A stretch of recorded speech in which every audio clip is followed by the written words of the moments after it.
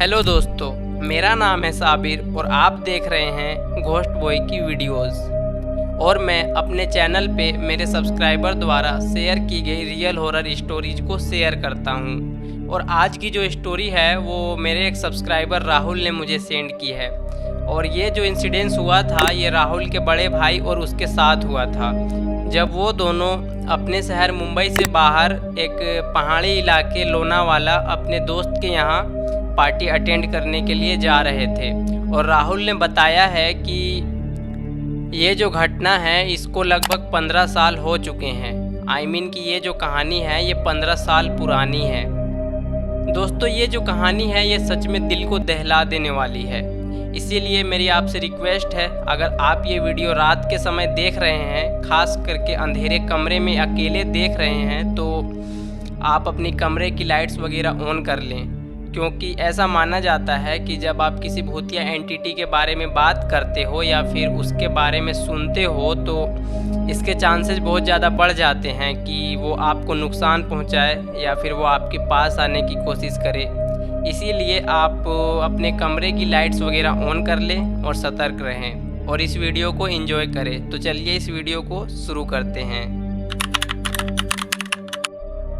दोस्तों, अमित और राहुल रात के तकरीबन 9 बजे अपने शहर मुंबई से बाहर निकलते हैं। और अमित जो है वो बाइक चला रहा था और राहुल पीछे बैठा हुआ था। और दोनों रात के समय मौज मस्ती करते हुए जा रहे थे। और रास्ते में वैसा कुछ भी नहीं था जिससे कि उन दोनों को डर लगे। लेकिन डर सिर्फ इस बात का था, जिस रास्ते से वो लोग जा रहे थे वहाँ बिल्कुल सन्नाटा पसरा हुआ था। कि जिस रास्ते से वो लोग जा रहे थे वो बिल्कुल ही सुनसान था। वहाँ पे उन दोनों के अलावा और कोई भी नहीं था। लेकिन फिर भी सब चीज़ नॉर्मल चल रहा था। कि वो दोनों जा रहे थे, हंसी खुशी मौज मस्ती करते हुए आराम से जा रहे थे। लेकिन जैसे ही वो दोनों अपने शहर मुंबई से बाहर निकलते हैं तो पूरा माहौल बदल जाता है। कि उन दोनों को बहुत अजीब सा फील होने लगता है। क्योंकि जिस रास्ते पे वो दोनों उस समय थे वो रास्ता पहले से ही हॉन्टेड माना जाता है। वहाँ के जो आसपास के लोग हैं वो रात के समय में उस रास्ते को नज़रअंदाज कर देते हैं। कि वहाँ के जो आसपास के लोग हैं वो रात के समय उस रास्ते पर कभी भी सफ़र नहीं करते हैं। क्योंकि वो रास्ता जो है वो माना जाता है कि वो बहुत ही ज़्यादा हॉन्टेड रास्ता है।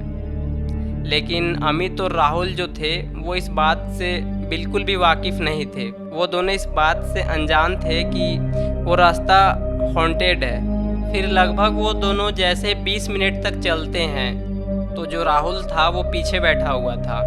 तो उसे सड़क के किनारे एक सफ़ेद साड़ी में लिपटी एक आकृति दिखाई देती है, जो कि नॉर्मल सी बात है कि जब आप रात के समय में सफ़र कर रहे होते हो तो आपको कोई भी चीज़ सामान वगैरह को डरावनी सी लग सकती है। राहुल को भी बिल्कुल वैसा ही लगा। उसे लगा कि मैंने जो चीज़ देखी है वो शायद कोई सामान होगी या फिर वो मेरा वहम होगा।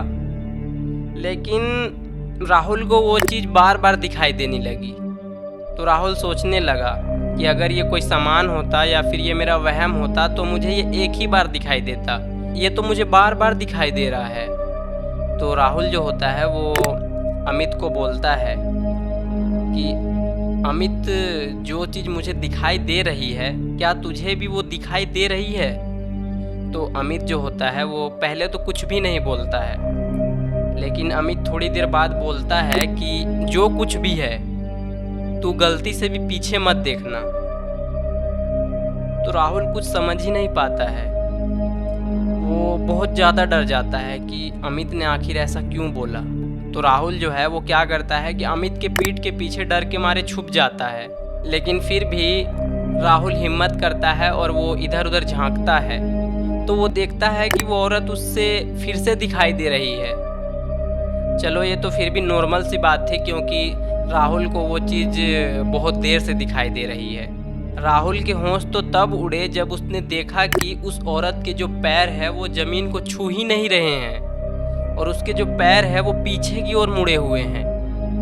राहुल ये सब चीज़ देखता है तो उसका सर चकरा जाता है कि आखिर एक औरत के पैर हवा में कैसे हो सकते हैं और उसके जो पैर हैं वो पीछे की ओर मुड़े हुए हैं। तो राहुल डर डर के अमित को उसके कानों पे फुसफुसाता है और बोलता है कि अमित, जो औरत तभी से हमारा पीछा कर रही है उसके जो पैर है वो हवा में लटक रहे हैं और उसके जो पैर है वो पीछे की ओर मुड़े हुए हैं। अब अमित जो है वो भी बहुत ज़्यादा डर चुका था, क्योंकि अमित ने भी अपनी लाइफ में कभी ऐसी चीज़ नहीं देखी थी। तो अमित जो है वो क्या करता है कि बाइक को लगभग 1 घंटे तक बिना रुके पूरे स्पीड में भगाता है। तो इतनी तेज़ बाइक भगाने पर लगभग 1 घंटे जब आप किसी भी बाइक को भगाते हो तो जाहिर सी बात है कि वो गर्म हो जाती है। बिल्कुल वैसे ही अमित और राहुल की बाइक पूरी गर्म हो चुकी थी। तो अमित को सामने एक ढाबा दिखाई देता है। तो अमित क्या करता है कि गाड़ी को वहाँ पे रोकता है और ढाबे वाले के पास जाता है और उससे 2 चाय मांगता है।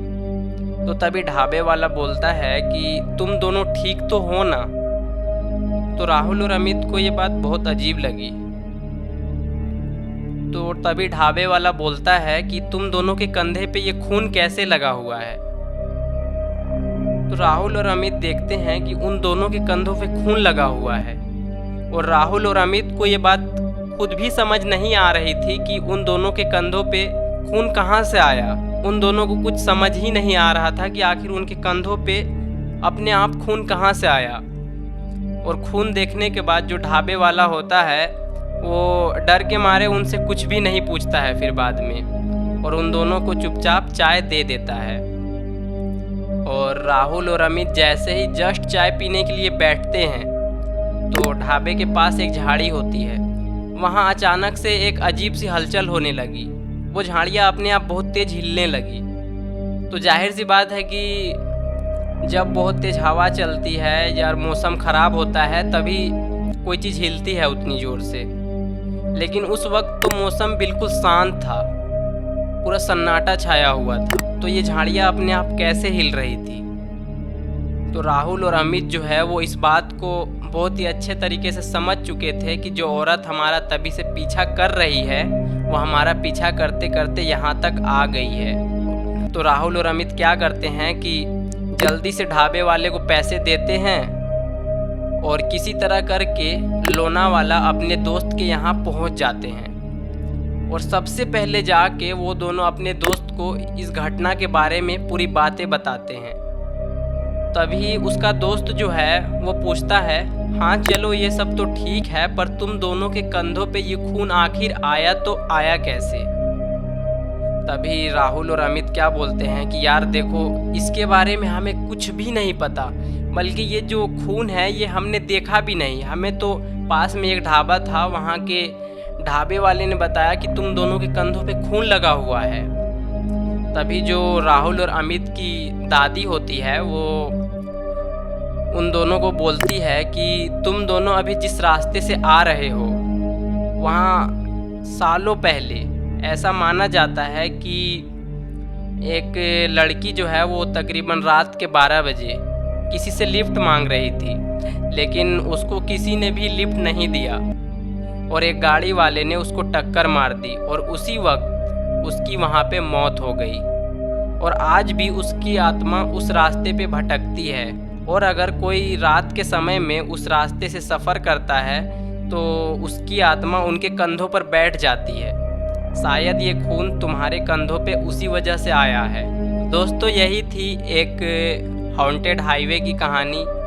लेकिन दोस्तों इस वीडियो को ख़त्म करने से पहले मैं आपको एक बात बताना चाहता हूँ। अगर आपके शहर या आपके गांव में ऐसी कोई अफवाह है कि उस रोड पे कुछ अजीब घटनाएं होती है या फिर उस घर के पास कुछ अजीब चीज़ें होती है तो उस चीज़ से सतर्क रहें, क्योंकि ऐसा नहीं हो सकता है कि वो बात झूठी हो, ऐसा भी हो सकता है कि वो बातें सच हो। इसीलिए सतर्क रहें और अपना ख्याल रखें।